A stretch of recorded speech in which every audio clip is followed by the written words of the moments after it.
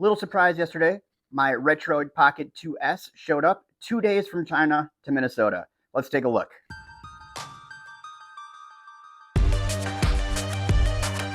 So this here is the Retroid Pocket 2S. This is honestly the first Retroid device I've owned, though I do have a Retroid Flip that'll probably be here today or tomorrow, so we'll be able to do that. Now, I've only had this for 24 hours, haven't done a lot with it. Usually I can set up a device in about 2-ish hours, maybe 3. I haven't even finished setting this up yet because I just jumped straight in and started playing games. I also loaded the Digital front end in. If you want to see a video on how to set these up, there's plenty of them out there. It looks like every other Retroid with their operating system. So you can definitely find somebody's video out there to do that. So with the Digital front end, it really just looks like a normal gaming front end, which is fantastic. I threw a few games on here. I'll show you a couple of them just so you can see how they work.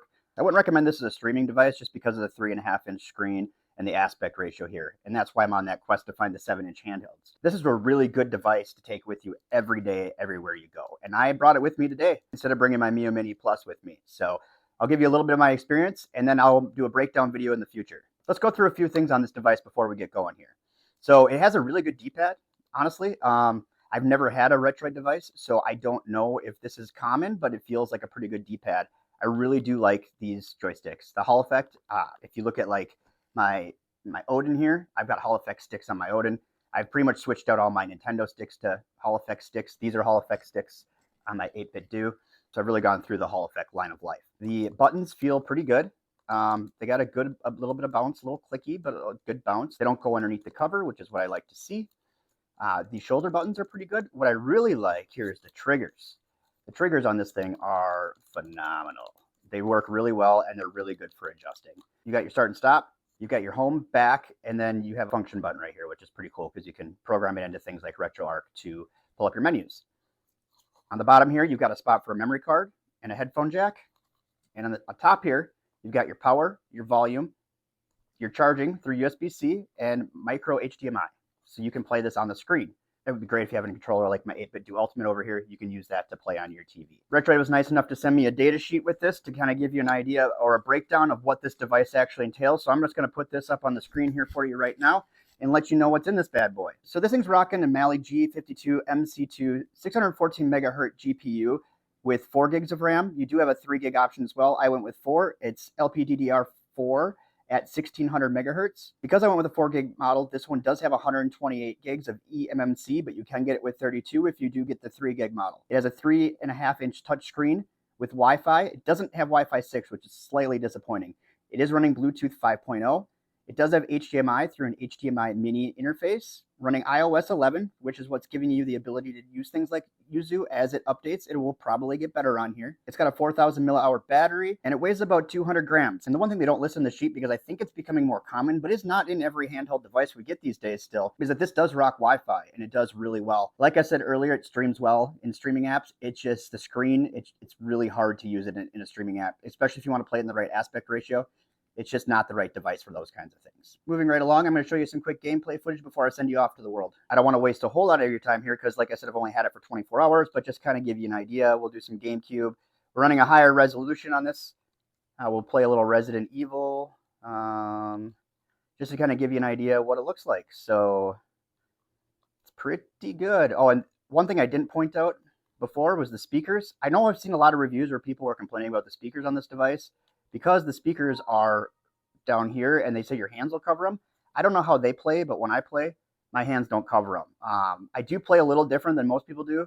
I do struggle with like the Logitech G Cloud because the left joystick is over about 3 millimeters and I hit the screen constantly when I play on it.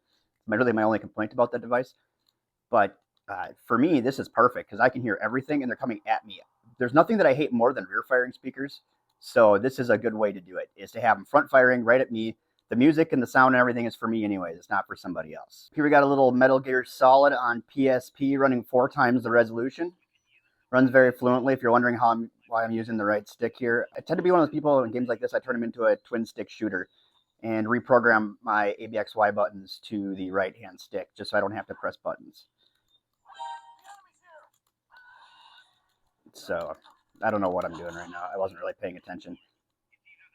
So I just want to give you a little idea of what the graphics and everything look like. It holds its own, does pretty well. All right, so that just gives you a basic idea of what it would look like to play a PSP game on here. This is not the most intensive, but one of the more intensive PSP games.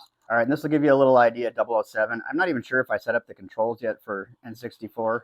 I loaded a couple. There we go. Yeah, I did. I loaded a couple games on, but I don't remember what I did as far as controls go. Nope. Okay, I can karate chop. Sweet. What am I doing? There we go. So yeah, so this is what it looks like to play N64. This is upscaled. It's not having any problems. If you want to look, you can actually see there is a performance meter over here. It tells you we're using 14% of the CPU, about half of the memory, roughly just under half of the memory. We're running at 49 degrees Celsius, and we're running at a 32 FPS. And you can, this is in performance mode, which is just basically what these are always in. But we can, or I'm sorry, this is in balanced. So we do have some mode options. We have balanced, performance, and extreme. Most of the time, I don't feel like I need to move that. Some of these devices you can't tell when you change that mode into a performance mode. This device you can definitely tell when you change into a performance mode. So just something to think about.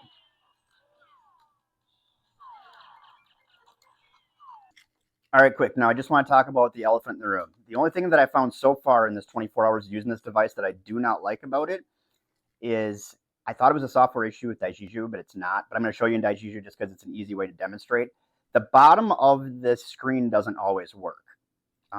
And so when, so when I wanted to click on this, okay, so I go through all this stuff, and every once in a while when I go to save or do something, yeah, so like the screen isn't working, and you have to keep doing it until eventually it'll go through. It is extremely frustrating when you're trying to do something like pick 4 bicycles on Google. It won't allow you to pick the bottom bicycle, and then it expires by the time your hand actually is able to click that button.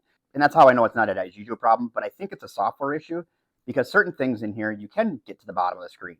So, if you wanted to click on something down here, oh, maybe not. So if it's in this corner, it doesn't work. Or anywhere along this bottom. So there you go. But if you can move stuff up a little bit, not a problem. The problem becomes when you have to click something, like I said, like if you're in Google trying to click on 4 bicycles, you just can't get down here. It seems weird here because this you probably couldn't get down, but you should be able to get to it if like that app right there. You should be able to click on that. Watch. Eventually it'll go. Oh, it did, but then it moved. Okay, so if you get it down here, there. So I honestly think this can be fixed with software just because you can get times where it will work. So just something to look at. Just because I know people are going to ask, yes, this is the Switch version of Hollow Knight, running on the last build of Skyline at balanced power settings, and it holds pretty strong. So it does really well. I'd say platformers are pretty good on this with Switch. It's going to be other games you're going to suffer with, so just a heads up. But yes, there's some basic Switch performance. I haven't had a whole lot of luck running games on Yuzu yet, but here's to hoping in the future. Honestly, I've just tested a couple games because I was just trying to play with it a little bit last night and then this morning while I was at an appointment. Anyways, that's just a really quick look at the device. And I know people wanted to see what the green color looks like, and there hasn't been a whole lot of actual live images of it out there on the interwebs. So here it is. It is the green Retroid Pocket 2S. It is a phenomenal little machine. If you have any questions about this device, please feel free to leave it in the comment sections below. Or just tell me, is this going to be a device for you? Is this something you're looking at getting for yourself or for somebody else? It's a pretty easy starter device. So if you had somebody that you just wanted to buy a device for and out of the box, as long as you have your own ROMs, you can load them up and they should be able to use it pretty easily. And like always, don't forget to like and subscribe. And thanks for watching.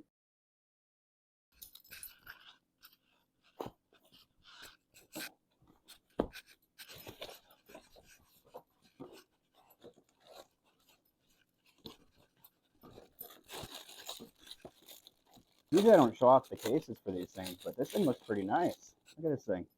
I don't know if you can see it in the camera, but it says Retroid on it. It's got the dimples on it. Heck yeah. Actually, it looks real nice in here too. Oh, good. Good. Oh, looks like they got rid of those pockets for the memory cards. I don't think we ever really needed those anyways. Very cool. I don't know what this is for. Probably a USB dongle, maybe. I don't think a charger is going to fit in there, but we'll find out. And the moment I've been waiting for.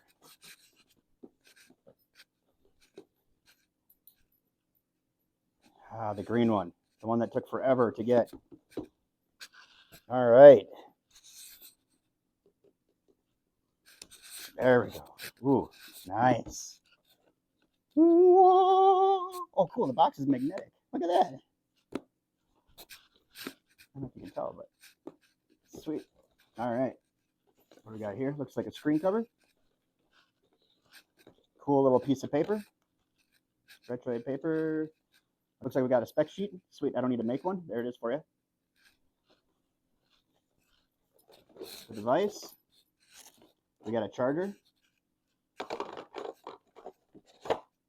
And that's it. Sweet.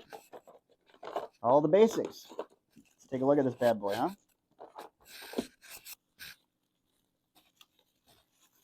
Ooh, now if that isn't pretty. Ooh, the buttons feel good. I'm not sure about this D-pad. We'll find out. But the buttons feel really good. Get her loaded up, get the screen cover on, get a first look video for you guys. Ah, that thing is pretty.